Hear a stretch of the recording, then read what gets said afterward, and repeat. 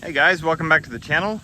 So today we're going to change out the brake booster, which is right here. We're going to change that out on my 1999 Ford Ranger. And I'm going to show you that when we come back.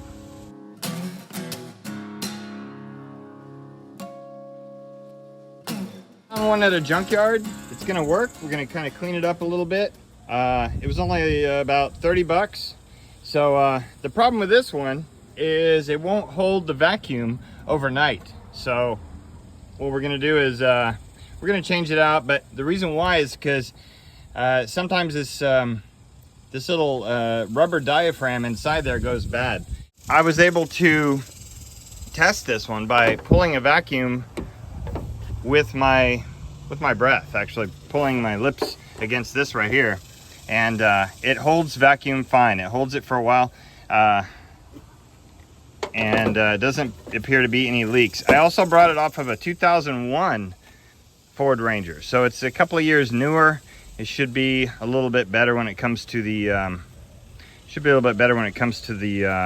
the diaphragm inside. Right here, I mean, it's a little bit dirty. We're gonna kind of clean that off, but it's fairly straightforward. This is gonna be kind of easy. So we're gonna take these two bolts off here, 1, 2, and then this should move out of the way. We're also gonna inspect it to see if it's been leaking inside of there. We're gonna take this off, and then inside there's a clip. Let me show you the clip. So inside, underneath the brake pedal, here's the brake pedal, there's a clip right there. You see that yellow clip? We're going to take that yellow clip off, and then we're going to pull the switch off, and then it should come right out. There's a pin right there, and it's really straightforward. Oh yeah, and there's four nuts. You see them? 1, 2, there's 1 1, 2, and then there's 2 that are hidden by the rubber portion over there, and we're going to get all 4 of those off.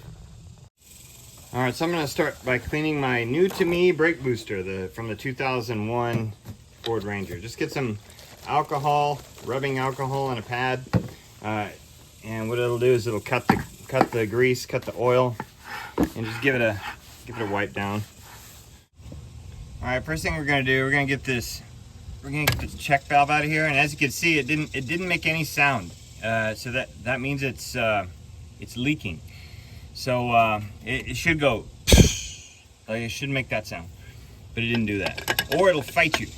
Anyway, these are 14 millimeters, so they're going to be a long time all the way off, because the unfortunate part is right about here. You can use a wrench, but you're gonna have to switch it out after a while, because your wrench is going to start backing off and it's going to come in contact with this. I might use a 14 millimeter shallow once I get this nut to where I want it, but go ahead and take this off. Take both of these off now. The other side, we can use a automatic wrench to get that one off. Oh, they're on there tight too. They're on there real tight.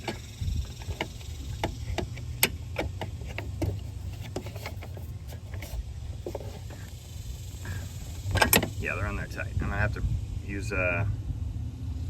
use a ratchet handle or a breaker bar to get that busted loose. Put a little bit of oil on those threads. Okay, that bolt was hard all the way off. Just know that. All right, I had to use this wrench the whole way down. Now I'm gonna work on the other side. It's probably gonna be a little easier. Oh yeah, I got plenty of reach on this side. I can use my power driver. Once it gets past a certain point, well, no, there's not enough power on this thing to do that. I'm just gonna use the manual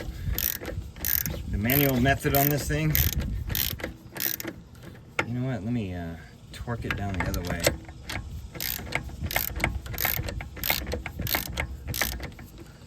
And then the other way, let's see what happens. There you go.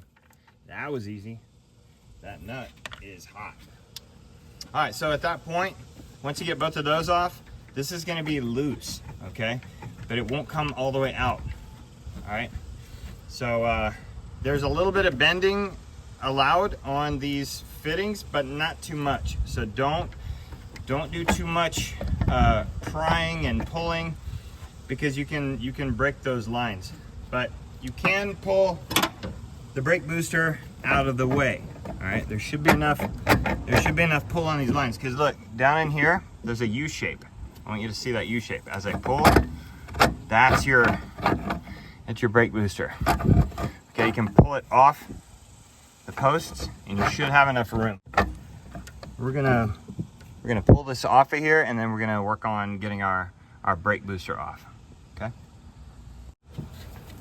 carefully pulling, and as you can see, I can get it out of the way safely. All right, now let's work on the inside of the car. Okay, I got these little bent pliers here, and they're gonna be really essential for grabbing that cotter key out of there. So just pull right up on it, it comes right out. You see that? Okay, then there's the switch. Sorry for the camera movement. Let me see if I can fix that. Okay, and then there's the switch. The switch comes off of the side of it. Just kind of wiggles off. All right, just like that, it's off. Now, also it wiggled off the post, and there's a bushing that fell out. There's a bushing that's gonna go inside this loop right here. It comes in from the driver's side. All right, so keep everything pretty much together as much as you can. Now, we're gonna work on these 4 bolts. Pulled up. This is old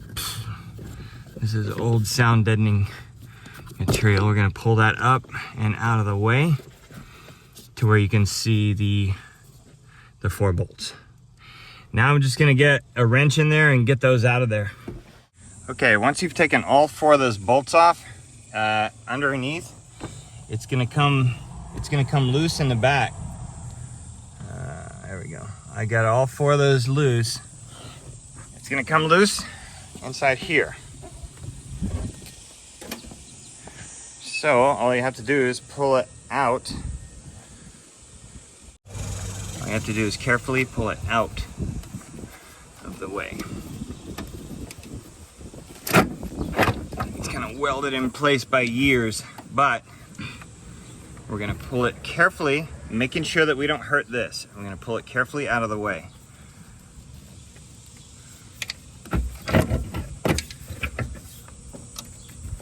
If we have to reroute stuff, we will, but I think we're gonna be all right. Getting it back in is gonna be a little tricky also.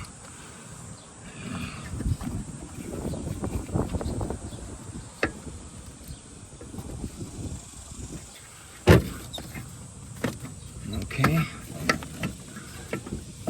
Sorry about the camera. I'm trying to be really careful on this master cylinder, not to pull too much in any direction.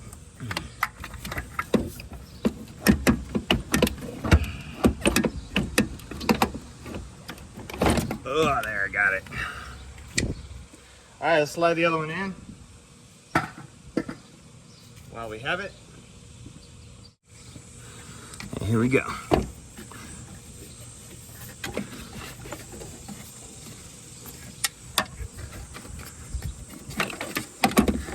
Again, I'm being very careful with that master cylinder. Okay, now let's move the master cylinder back. I bent the tubing a little bit on the master cylinder, but it's gonna be okay.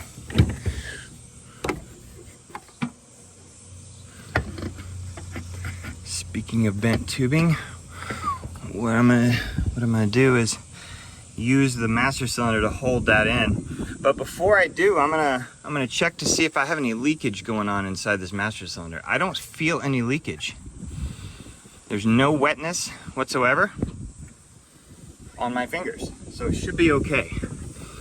So let's maneuver this master cylinder back into place, and that'll help hold this brake booster in place. So if you have a partner, you can do that a little bit easier. Okay, so right now I'm gonna go back inside the truck, and unfortunately it's hard to film that facing straight up, but you get the idea. What I'm gonna do is I'm gonna put 4 bolts on the 4 ends that it went on. Okay, got all 4 mounted in the back, and now it's tight. What I'm gonna do is I'm gonna go ahead and, you know what, I was gonna put that in, but I'm not yet. I'm just gonna get that out of the way so I can put these nuts on.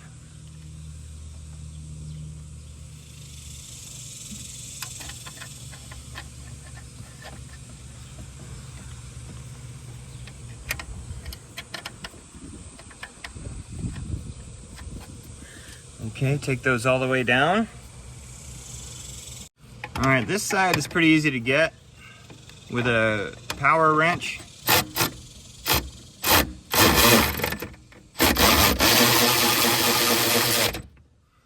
But the other side is a little tricky, right? The other side, there's no clearance for that, so you have to run that one out on again with a wrench. Put a little oil on the threads, it should help it. Okay, both nuts are run down. I'm also gonna use some silicone to spray this grommet, and also spray this this check valve so that it'll go in easy, but it won't harm the rubber. And all you gotta do is shove it down in there, and there we go. Looking good. Now you don't want to interfere with anything, so that looks about right. Hopefully all this holds the vacuum. So let me show you something else. There might be an issue with drivability, so be very careful.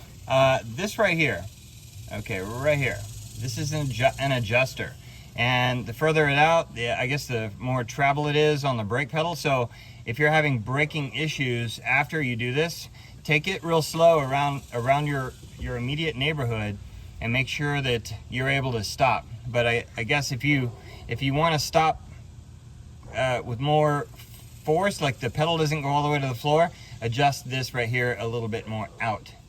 But we should have compared the two before we put them in and checked. You can run back the video to see how close they are together, but yeah, keep in mind that, okay, for safety reasons. Let's go inside and put all the pieces back together on the brake pedal. Okay, what we have left is, not this, is a bushing and this pin. So what we have to do is we have to work the switch onto the brake pedal as well. See the switch hanging right there? Onto the brake pedal and also onto the brake booster input. Okay, let's see if I can get this on video. It's gonna be kind of hard. But I'm gonna see if I can put the bushing in the hole first. Okay, so my brake booster is back here. Yeah, it's gonna be kind of hard to see that. My brake booster is back there. Okay, don't lose track of the bushing because it just tried to come out.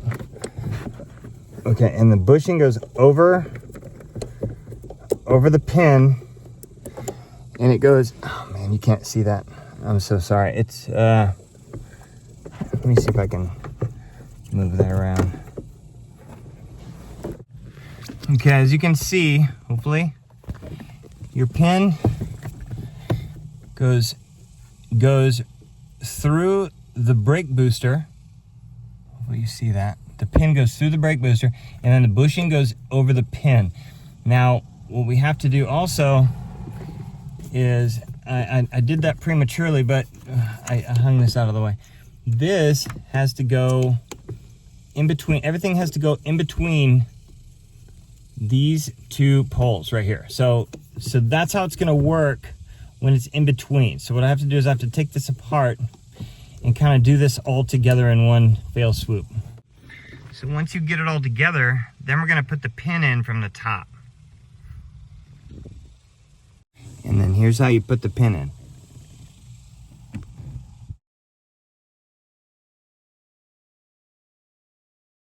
All right, it's about time to go take a test drive, but what I'm gonna do is I'm gonna let it sit here, and I'm gonna see if there's any leaks that I might have created in the brake reservoir.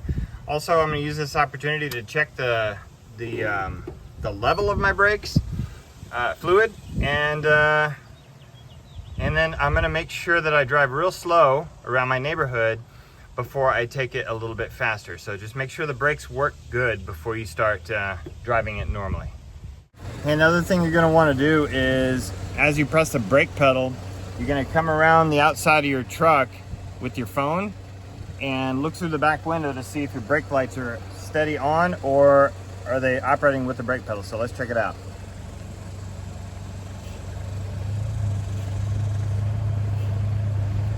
Seems to be working.